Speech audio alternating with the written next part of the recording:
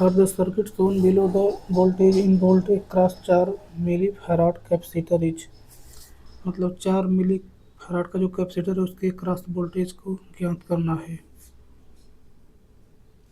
इसको ज्ञात करने के लिए सबसे पहले इसका इम्पीडेंस निकालेंगे जेड का मान, और निकालने के बाद 220 में भाग लगाकर इम्पीडेंस से भाग करके करंट निकालेंगे, और फिर जो कैपेसिटर का रिएक्टेंस आएगा उसमें करंट का गुणा करके वोल्टेज निकाल लेंगे, तो आएगा 3.73। For a pure sinusoidal wave form the form factor and crest factor are 1.11 and 1.414 respectively. What is the value of capacitive susceptance in Siemens of the circuit given below? देखिए susceptance जो होता है reciprocal of reactance होता है, तो हम जानते हैं एक्सी बराबर होता है 1/ओमेगा सी, तो बी सी बराबर हो जाएगा ओमेगा सी यानी 2πfc। रख कर हल कर देंगे तो 0.0314 आ जाएगा। In parallel LC circuit what will be the value of current in ampere at resonance. देखिए पैरेलल एलसी सर्किट है तो रेजोनेंस की अवस्था में जो सर्किट होती है वह ओपन हो जाती है, तो उस समय करंट का मान 0 होगा। और देखिए सीरीज एलसी सर्किट रेजोनेंस की अवस्था में शॉर्ट हो जाती है, तो उस समय करंट जो होगा इन्फिनिटी हो जाएगा। सो calculate the average value of sinusoidal wave cos square theta over A complete cycle. इसको हल करने का तरीका यह होता है, एक कॉस स्क्वायर थीटा बराबर हम जानते हैं 1 + cos2 थीटा बटे की 2, यानी 0.5 + 0.5 cos2 थीटा। देखिए यहाँ पे 0.5 डीसी पार्ट है तथा 0.5 जो है एसी पार्ट है, तो एसी वाले पार्ट का एवरेज वैल्यू 0 हो जाएगा, तो जो डीसी एवरेज हो जाएगा 0.5 ही आंसर आ जाएगा। नहीं तो इस तरह भी सोच सकते हैं कि यह एक तरह से फोरियर सीरीज बन गया है, तो जो डीसी कंपोनेंट होगा वही ही एवरेज कंपोनेंट कहलाता है, यानी 0.5 ही आंसर होगा। What will be the average value of the voltage in volt if a sinusoidal alternating current of 15 ampere is flowing across a resistance of 25 ohms।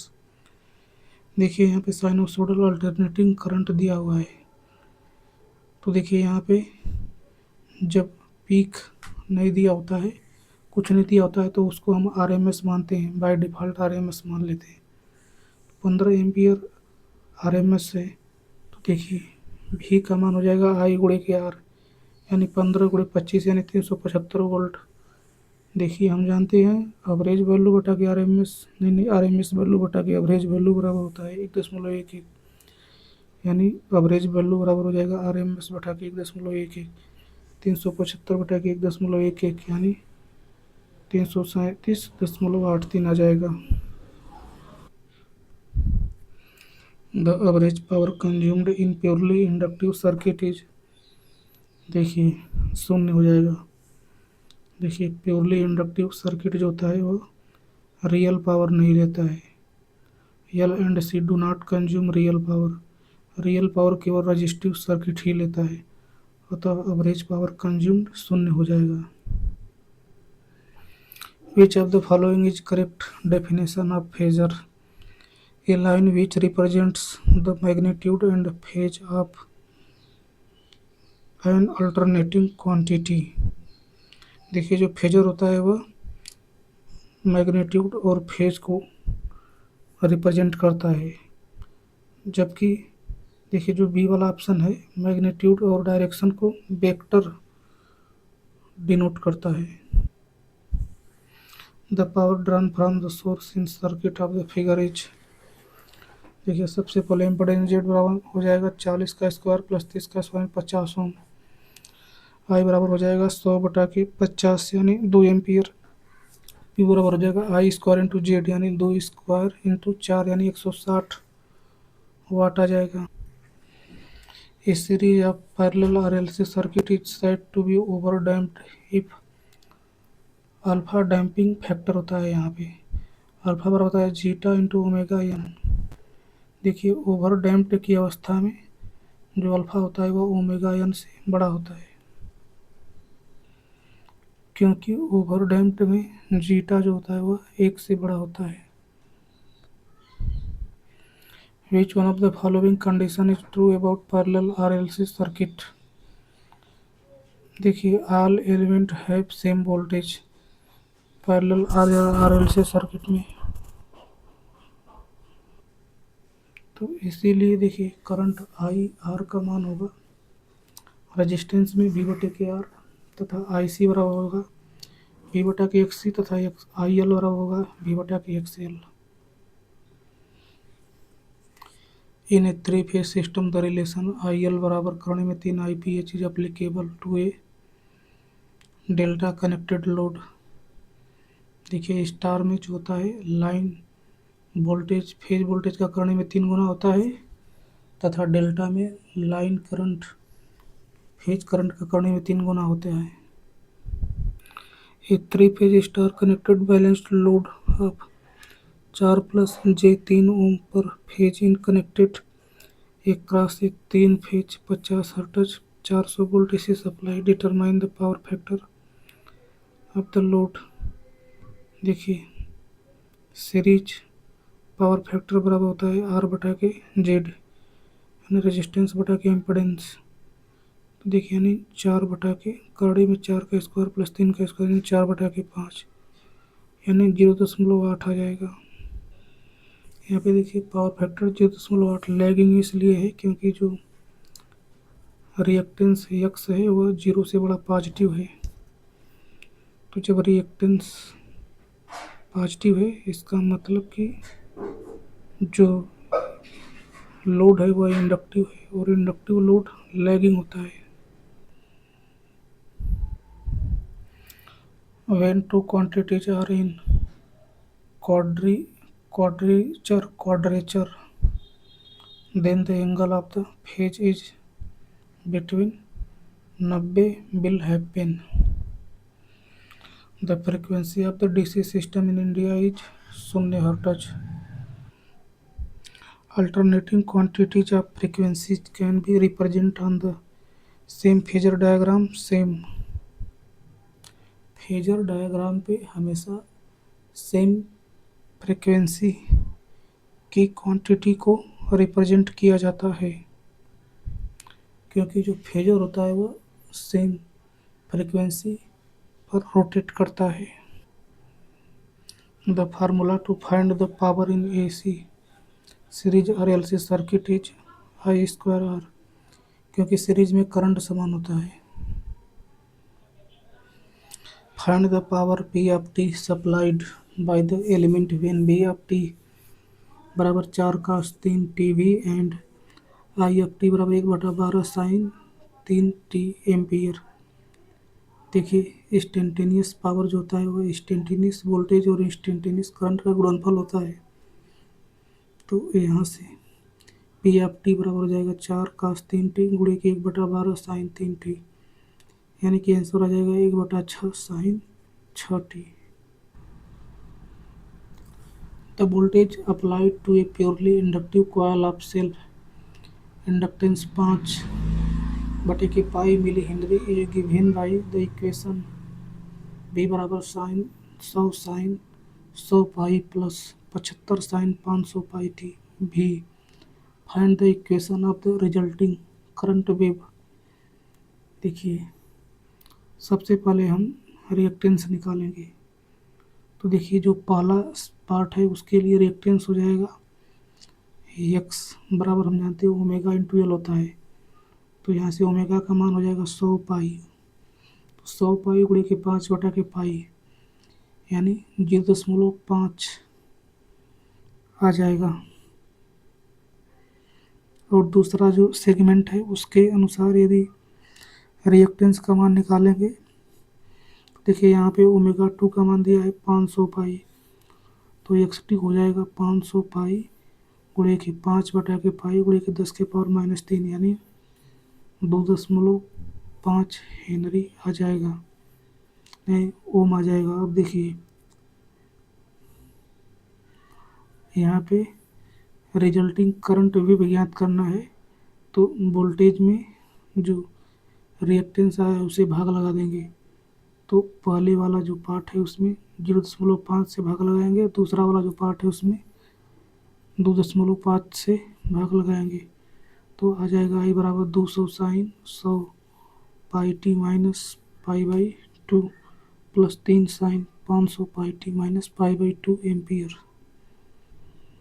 So let's the voltage and current in an element V बराबर Vm angle theta V and I बराबर Im angle theta I। The complex power delivered to the element is defined as, देखिए polar form में दिया होता है तो उसका complex power का फार्मूला होता है एस बार बराबर V इंटू आई कंजुगेट।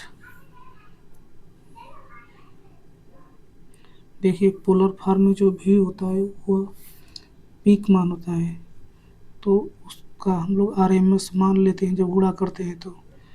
और देखिए जो करंट होता है उसका जो एंगल होता है उसको नेगेटिव ले लेते हैं, तो यह इस प्रकार हो जाएगा वी एम बटा के करणी में 2 एंगल थीटा वी गुणे के आई एम बटा के करणी में 2 एंगल माइनस थीटा आई। तो यहाँ से हो जाएगा एस बराबर वी एम आई एम बटा के 2 angle theta V minus theta I. Select the option that will give the average value of the following waveform। देखिए एवरेज वैल्यू निकालने के लिए सबसे पहले क्षेत्रफल निकालते हैं वेव का, और उसमें टाइम ड्यूरेशन से भाग लगा देते हैं। तो देखिए इसमें 2 ठो त्रिभुज और 1 ठो वर्ग बन रहा है। तो पहला देखिए त्रिभुज का एरिया हो जाएगा 1/2 अल्फा गुणे के F M plus F M गुणे के pi minus alpha plus 1/2 alpha गुणे के एफ एम, और इन सब में पाई का भाग लगा देंगे। तो इसका आंसर आ जाएगा पाई माइनस अल्फा बटे के pi F M. Which is not true for series resonance. देखिए सीरीज रेजोनेंस में नो इमेजिनरी कंपोनेंट एग्जिस्ट, सही बात है। दूसरा करंट विल बी मैक्सिमम, यह भी सही बात है। तीसरा पावर फैक्टर इज यूनिटी, यह भी सही बात है। देखिए सीरीज रेजोनेंस में इम्पीडेंस इज मैक्सिमम, यह गलत है। सीरीज रेजोनेंस में जो इम्पीडेंस होता है वह मिनिमम होता है। हाँ पैरेलल रेजोनेंस में जो इम्पीडेंस होता है वह मैक्सिमम होता है।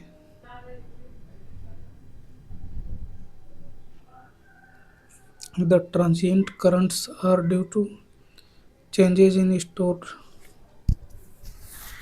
energy in inductor and capacitors।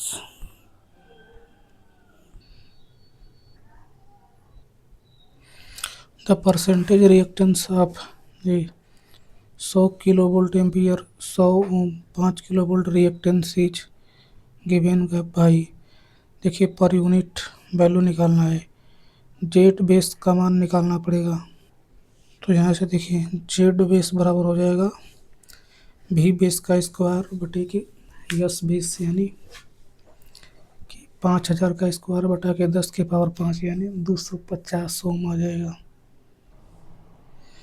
तो यहाँ से देखिए यक्स पर यूनिट बराबर हो जाएगा इम्पीडेंस बटा के इम्पीडेंस बेस इम्पीडेंस, यानी 10 बटा के 250, यानी कि यक्स पर यूनिट परसेंटेज बराबर 10 बटा के 250 गुणे के 100%, यानी 4% आंसर आ जाएगा।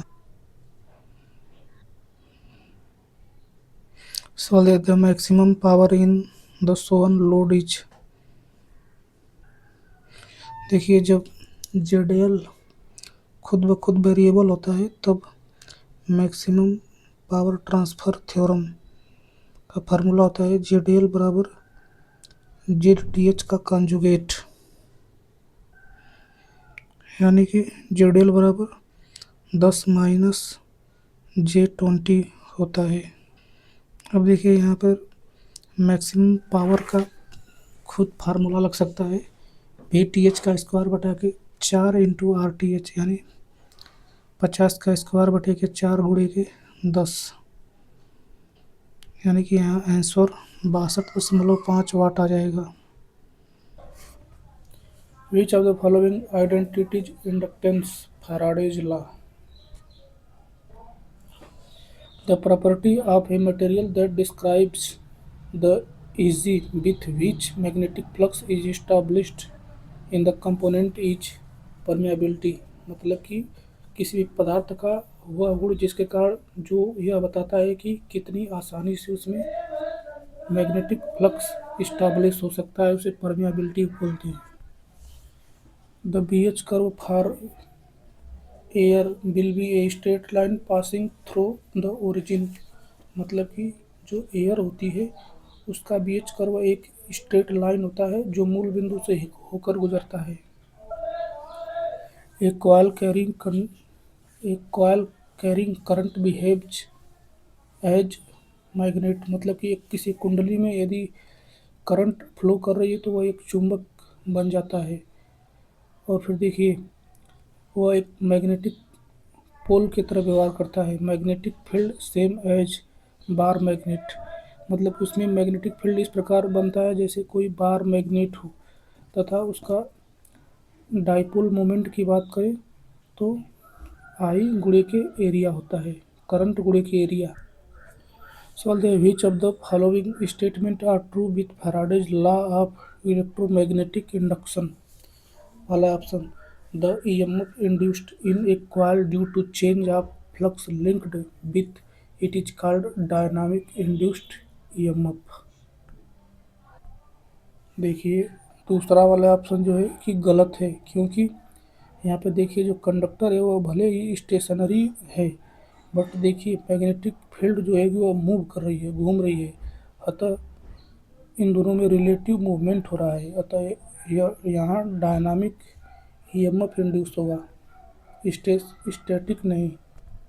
देखिए जब भी फ्लक्स चेंज होता है तो उसे डायनामिक EMF बोला जाता है। स्टैटिक EMF केवल जो एक ट्रांसफार्मर में होता है। In two parallel conductors, the current flowing in the same direction makes the conductors attract each other, and the current flowing in the opposite direction make the conductors repel each other। मतलब कि same direction में यदि current जाएगी तो वे एक दूसरे को आकर्षित करेंगे, तथा विपरीत दिशा में करंट जाएगी तो वो प्रतिकर्षित करेंगे। For the given magnetic circuit the correct expression for mutual inductance is. देखिए इसका आंसर होगा V2 ऑफ टी बराबर M21 dI1 ऑफ टी बटे dt। देखिए इसमें जो दूसरा कॉइल है उसमें दूसरे कॉइल में फ्लो का कोई करंट I2 नहीं है, मतलब I2 शून्य है, अतः इसमें कोई सेल्फ EMF नहीं होगा। जो EMF होगा वह I1 करंट जो कि पहली कॉइल में जा रही है उसके म्यूचुअल इंडक्टेंस के कारण होगी। तो देखिए पहली कॉइल के म्यूचुअल इंडक्टेंस के कारण दूसरी कॉइल में उत्पन्न EMF बराबर हो जाएगा M21 dI1 बटे dt। सवाल दिया what is the series aiding inductance of two coil of inductance 70 milli henry and 30 milli henry if the mutual inductance is 40 milli henry.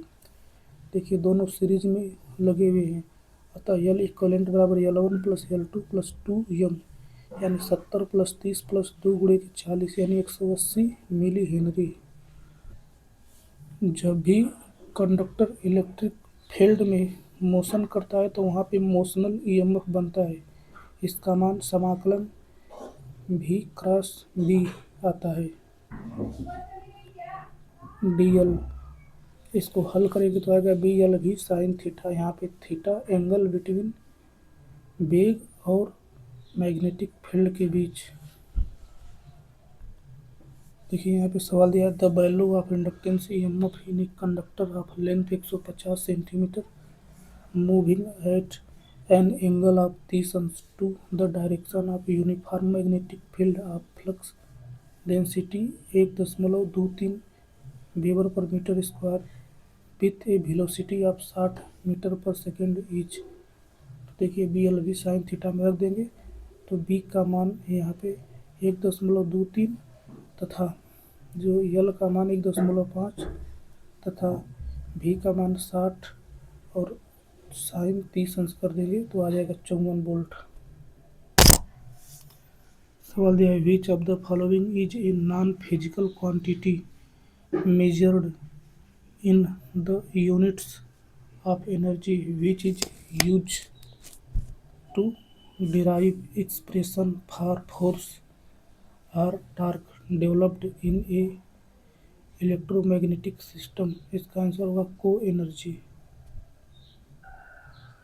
देखिए को एनर्जी हाइपोथेटिकल टॉर्क होती है। इस को एनर्जी से फोर्स अथवा टॉर्क निकलता है। देखिए को एनर्जी को इलेक्ट्रोमैग्नेटिक मशीन के अंदर इलेक्ट्रोमैग्नेटिक कन्वर्जन में पढ़ते हैं।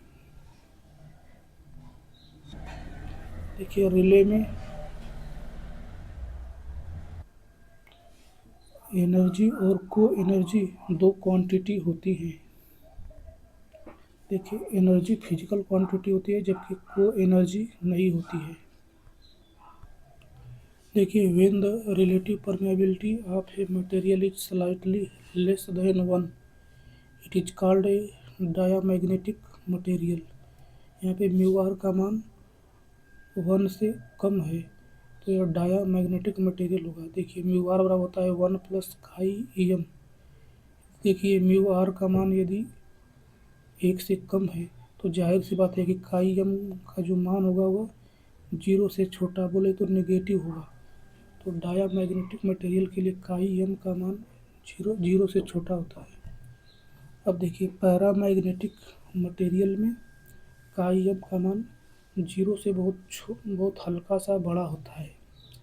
मतलब कि पैरामैग्नेटिक मटेरियल का म्यू आर 1 से हल्का सा बड़ा होता है। जबकि बात करें फेरोमैग्नेटिक मटेरियल का तो उसका काई एम का मान 0 से बहुत बड़ा होता है, अनंत बड़ा होता है। इसीलिए उसका म्यू आर का मान 1 से बहुत बड़ा होता है। Dielectric loss is proportional to. देखिए डाइलेक्ट्रिक लॉस P बराबर होता है omega into C into V square into tan delta. यहाँ पे देखिए डेल्टा लॉस एंगल है तथा टेन डेल्टा जो है लॉस टेंजेंट और डिसिपेशन फैक्टर है।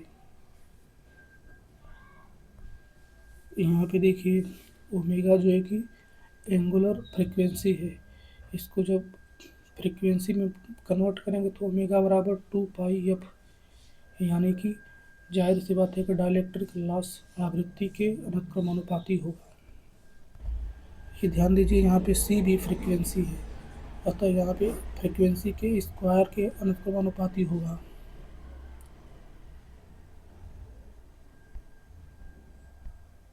फ्रीक्वेंसी के प्रोपोर्शनल आया भी, ठीक है।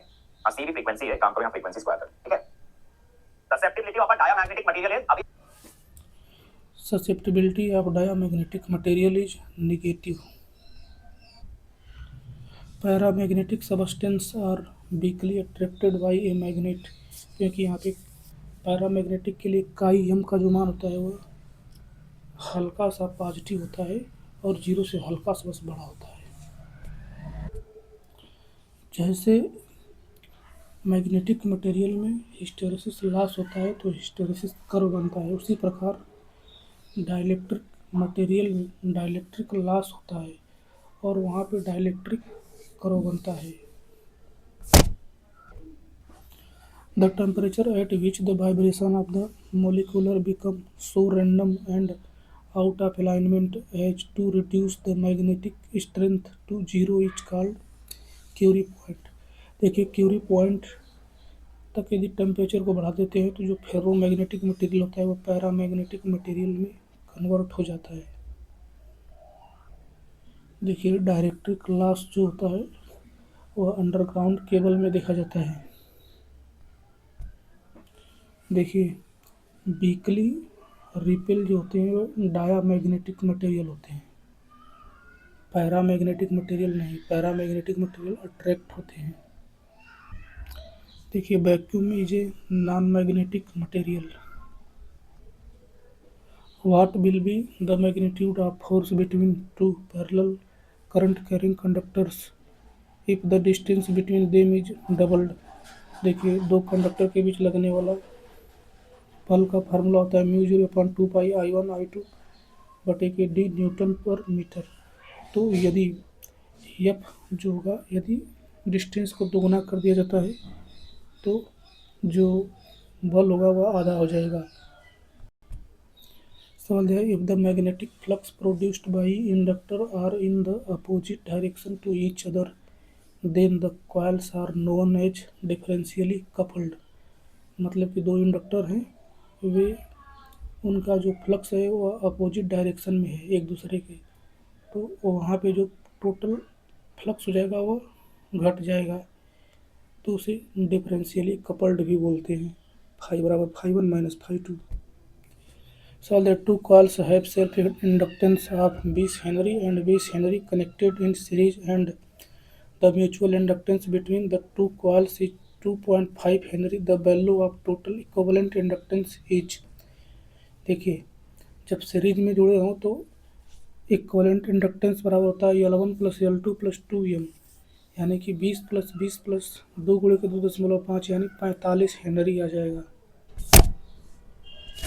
A substance that has high retentiveness can be used for the manufacture of permanent magnets। देखिए रेटेंटिवनेस मतलब कि जिसका रेजिडुअल मैग्नेटिज्म बनाने का गुण बहुत अच्छा हो, मतलब कि एक बार जब उसको चुंबकित कर दिया जाता है तो उसका चुंबकत्व का गुण बहुत देरी तक रहता है उस पदार्थ में, तो उस पदार्थ का यूज परमानेंट मैग्नेट बनाने के लिए करते हैं। Magnetic pressure which set up or tends to set up flux in a magnetic circuit is called magnetomotive force।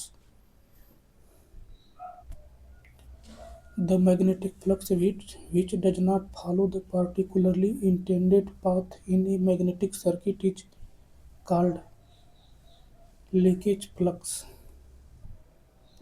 Who discovered that a current carrying conductor would move when placed in a magnetic field? Nikola Tesla।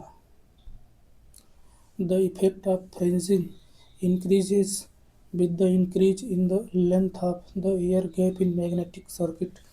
देखिए क्या होता है कि जब magnetic flux air से गुजरती हैं तो वे फैल जाती हैं थोड़ा सा, जैसा कि चित्र में दर्शाया गया है, और यदि इस एयर गैप को ज़्यादा बढ़ा देंगे तो यह और ज़्यादा मात्रा में फैल जाती हैं। According to Weber's molecular theory of magnetism, when a magnetic material is magnetized, its molecules are forced along a straight line। The leakage coefficient in magnetic circuit is denoted by lambda। देखिए leakage coefficient बराबर total flux बटा के mutual flux. In ferro electric material the hysteresis loop is the non-linear function of the applied electric field.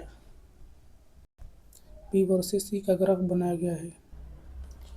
देखिए जैसे ferro electric material में B और H के बीच में ग्राफ इस प्रकार का बनता है, उसी प्रकार देखिए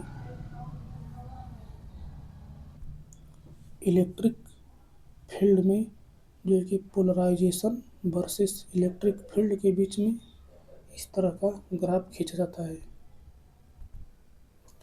एक cluster of charges with an electric dipole moment is often called electric dipoles. देखिए पोलराइजेशन बोलते हैं नेट डाइपोल मोमेंट पर वॉल्यूम को पोलराइजेशन बोला जाता है। अब देखिए नेट डाइपोल मोमेंट कम बनता है जब सब डाइपोल एक डायरेक्शन में अलाइंड होते हैं। Electric field intensity at A point is defined as the force experienced per unit positive charge at a point placed in the electric field. Charge Q1 applied some of its own force on charge Q2. Now if another charge Q3 brought closer, then force of Q1 on Q2 constant. देखिए इस नियम को principle of superposition बोला जाता है। देखिए principle of superposition मतलब force between any two charges is independent of the presence of any third charges. मतलब कि दो चार्ज के बीच में लगने वाला जो बल होगा वह किसी तीसरे चार्ज से स्वतंत्र होगा। Electric field strength of any charge decreases with square of distance, क्योंकि E बराबर क्यू बटा के 4πε0 into d square. To induce maximum EMF in a conductor, the direction of motion of the conductor must be perpendicular to magnetic lines of flux. The EMF induced in a coil due to the change of its own flux linked with it is called self-induced EMF. मतलब कि मेरा ही flux मेरे में ही EMF induce करा रहा हो तो उसे सेल्फ इंड्यूस्ड EMF बोलते हैं। और म्यूचुअल EMF मतलब कि मेरा फ्लक्स दूसरे कॉइल में EMF बनाता है। Hysteresis loss reduces in any given magnetic material by reducing it's established maximum flux density, क्योंकि देखिए पीएच बराबर होता है KH इंटू BM के पावर X इंटू F। मतलब कि पीएच जो है कि BM के अनुपाती है, अतः BM घटेगा तो हिस्टेरेसिस लॉस भी घटेगा। देखिए हिस्टेरेसिस लॉस कम करने के दो तरीके हैं, या तो सिलिकॉन हीट कर दिया जाए या तो BM कम कर दिया जाए। देखिए लेमिनेशन करने से ED करंट लॉस कम होता है, न कि hysteresis. Use of high permeability core in moving iron instrument help in increasing sensitivity, क्योंकि देखिए सेंसिटिविटी इंडक्टेंस के अनुक्रमानुपाती होती है तथा इंडक्टेंस परमिएबिलिटी के अनुक्रमानुपाती होता है। अतः परमिएबिलिटी बढ़ाएंगे तो सेंसिटिविटी बढ़ेगा। Determine the reluctance in ampere turn per weber of a coil when the flux through the coil is 25 weber and the value of produced EMF is 50 ampere turn. तो देखिए यहाँ पे रिलक्टेंस याद करना है और रिलक्टेंस का यूनिट दिया है एम्पियर टर्न पर वेबर। और दूसरा बात यह भी है कि ओम्स लॉ ऑफ मैग्नेटिज्म के अनुसार रिलक्टेंस यस बराबर होता है F बटा के फाई, यानी कि EMF बटा के फाई। तो देखिए यहाँ पे EMF जो है कि 50 एम्पियर टर्न है, तो इसमें वेबर बोले तो फ्लक्स यानी कि 25 से भाग लगा देंगे तो 2 एम्पियर टर्न पर वेबर आ जाएगा। Which one of the following statement is true about reluctance? तो देखिए permeance is the reciprocal of reluctance, मतलब कि परमीयंस का उल्टा रिलक्टेंस होता है P बराबर 1/S। देखिए जो रिलेक्टिविटी होती है वह परमिएबिलिटी का उल्टा होती है। देखिए रिलक्टेंस S बराबर होता है L बटा के म्यू इंटू A। यहाँ पे जो म्यू है वह परमिएबिलिटी है। Which property of a material support the passage of magnetic flux through it? परमीयंस।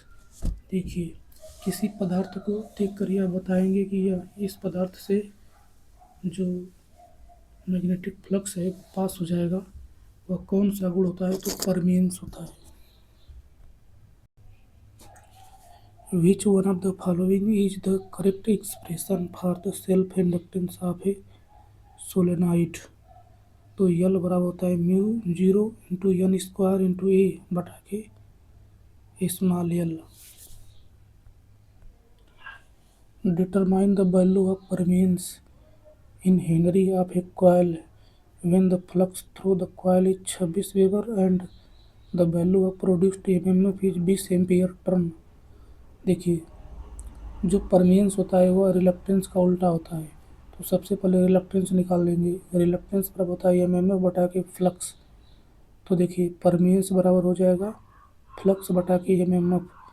तो देखिए, फ्लक्स यहाँ पे 20 है तथा फ्लक्स यहाँ पे 26 है, एमएमएफ 20 है, तो यहाँ से हो जाएगा 26 बटा के 20, बोले तो 1.3 Henry. The ratio of total leakage to used flux is known as flux leakage factor। हम पढ़े हैं टोटल फ्लक्स बटा के म्यूचुअल फ्लक्स बराबर होता है फ्लक्स लीकेज फैक्टर।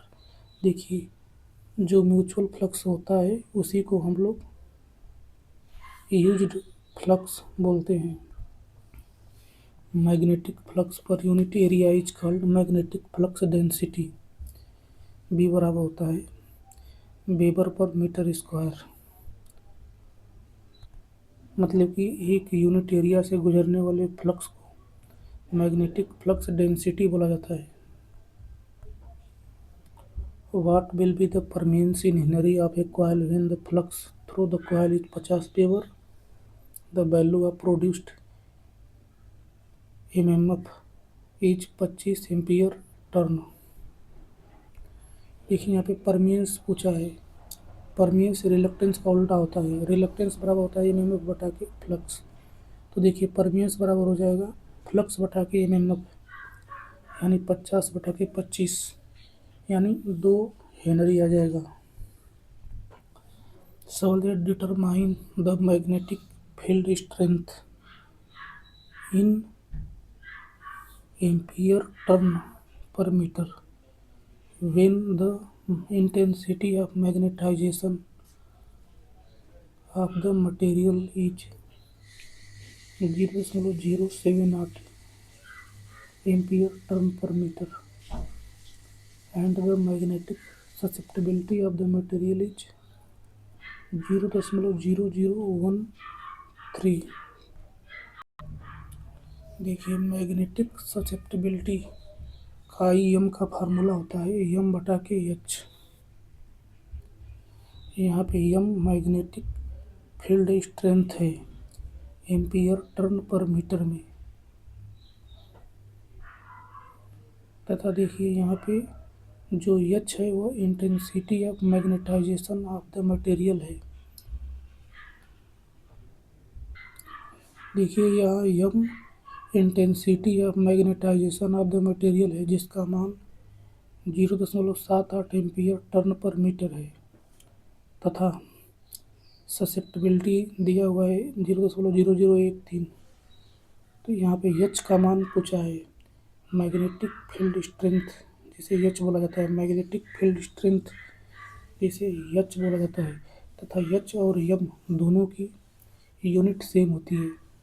अतः देखिए, एच बराबर हो जाएगा एम बटा के काई एम, यानी एच का मान 60 एम्पीयर टर्न पर मीटर आ जाएगा।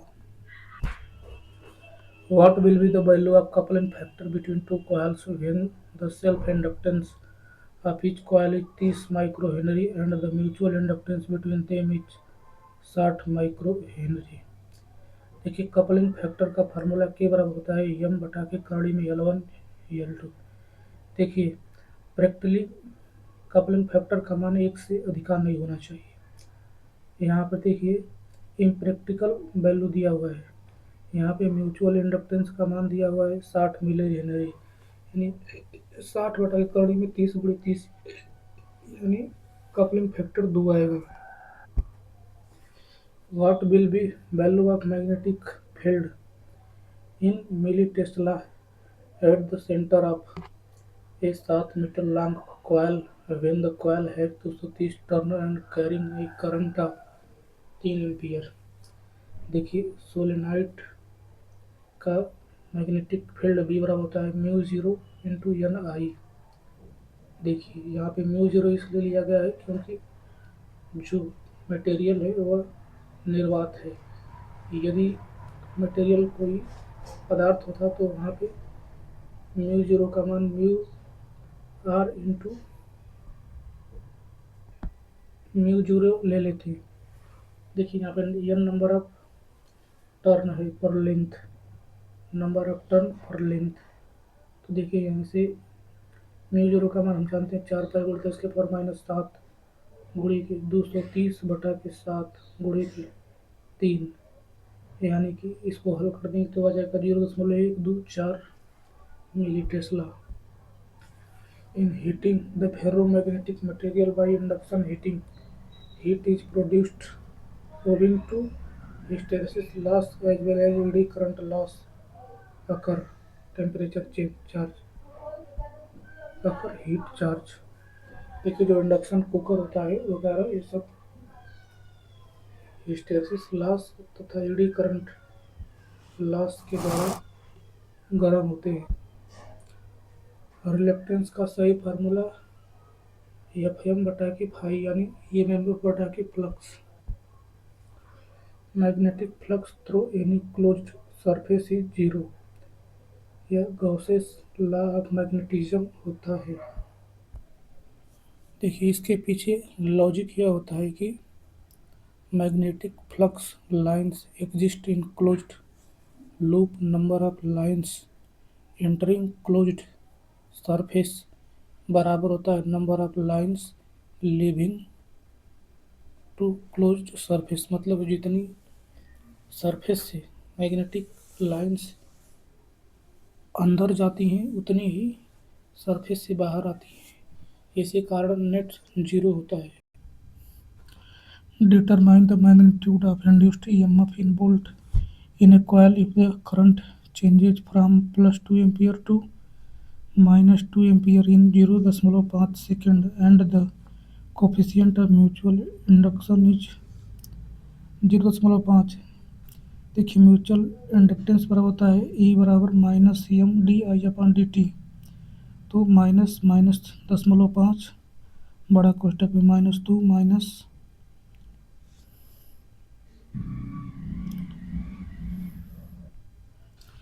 देखिए यहाँ पे -2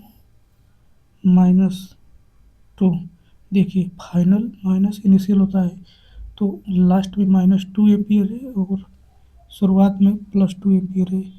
इसी वजह से देखिए आ जाएगा 4 वोल्ट।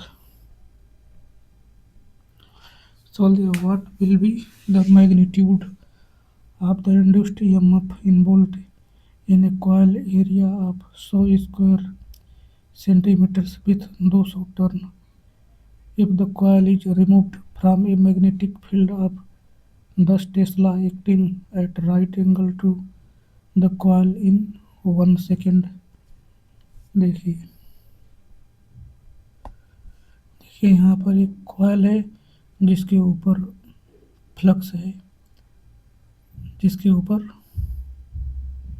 मैग्नेटिक फील्ड है 10 टेस्ला का। देखिए ना बेंच का कोण बन रहा है तो यहाँ पे फाई बराबर होता है बी इंटू ए। तो फाई इनिशियल हो जाएगा 10 गुणे के 100 गुणे के 10⁻⁴ यानी 0.1 वेबर।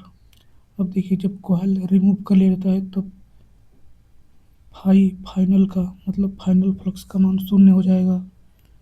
तो हम जानते हैं ई बराबर -N/dφ/dt। देखिए नंबर ऑफ टर्न 200 है तो -200 कोष्टक में देखिए फाइनल 0 है तो 0 माइनस इनिशियल 0.1 यानी 20 आ जाएगा।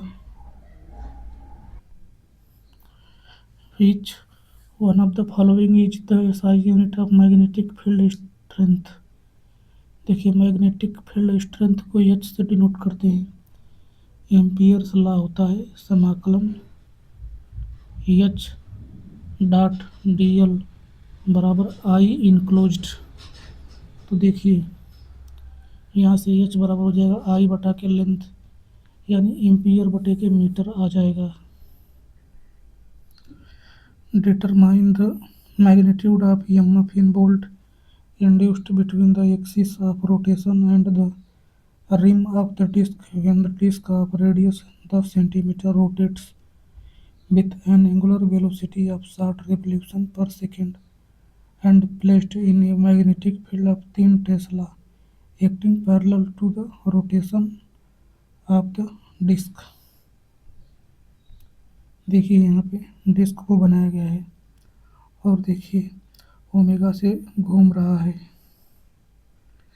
तो ये जो ई है, ई का मान पूछा है जो कि अक्ष और डिस्क की परिधि के बीच में उत्पन्न इंड्यूस्ड का मान पूछा है। तो इसका फार्मूला होता है B into omega into R square बटे के 2 होता है। आर यहाँ पे रेडियस है तथा ओमेगा यहाँ पे एंगुलर फ्रिक्वेंसी है। यहाँ देखिए हो जाएगा 3 गुणे के 2 पाई गुणे के 60 गुणे के 0.1 बटा के 2 यानी 5.65 आ जाएगा।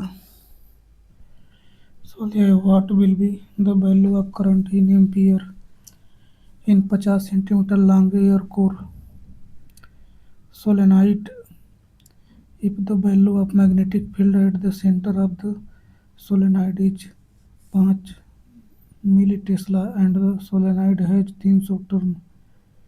देखिए सोलेनॉइड से उत्पन्न मैग्नेटिक फील्ड बराबर होता है बी बराबर mu zero into n into i. यहाँ से आई का मान निकाल देंगे, आ जाएगा लगभग 6.63। देखिए यहाँ पे कैलकुलेशन अप्रोक्सीमेशन मेथड से करेंगे। So what will be the magnitude of induced EMF in volt in a coil that has 200 square loop each of side 5 cm and placed normal to a magnetic field? The magnetic field increases at the rate of 4 Weber per square meter। देखिए इसमें जो है कि magnetic field change हो रहा है और magnetic field के चेंज होने से फ्लक्स उत्पन्न हो रहा है। तो देखिए यहाँ पे स्क्वायर लूप दिया हुआ है, तो हम जानते हैं स्क्वायर लूप में फ्लक्स फाई बराबर होता है बी इंटू ए। तो देखिए फाई का मान हो जाएगा, देखिए हम जानते हैं कि ई बराबर होता है n d phi by upon d t. तो देखिए यहाँ से ई बराबर n d phi upon d t में फाई बराबर बी ए रखने पर हो जाएगा ई बराबर n into a into d B upon d t. देखिए यहाँ पे माइनस इसलिए नहीं लिया गया है क्योंकि सारे आंसर पॉजिटिव दिए हुए हैं। देखिए यहाँ से ई बराबर हो जाएगा 200 गुणे के, देखिए एक साइड की लंबाई 5 सेंटीमीटर है तो एरिया हो जाएगा कोष्टक में 0.05 का स्क्वायर गुणे के 4 यानी 2 वोल्ट आ जाएगा। Determine the magnitude of EMF in volt induced between the axis of rotation and the rim of the disc when the disc of diameter 40 centimeters radius 20 centimeter rotates with an angular velocity of 40 revolution per second and placed in a magnetic field of 1 Tesla acting parallel the rotation of disc। तो देखिए इस तरह में होता है E बराबर B into omega into R square बटे के 2। तो बी यहाँ पे 1 टेस्ला। अब देखिए ओमेगा का मान निकाल लेंगे 2 पाई एन के फार्मूला से। एन यहाँ पे 40 से दिया हुआ है तथा देखिए रेडियस हो जाएगा 20 सेंटीमीटर यानी 0.2 का स्क्वायर बटे के 2। तो हल कर देंगे तो 5 आ जाएगा।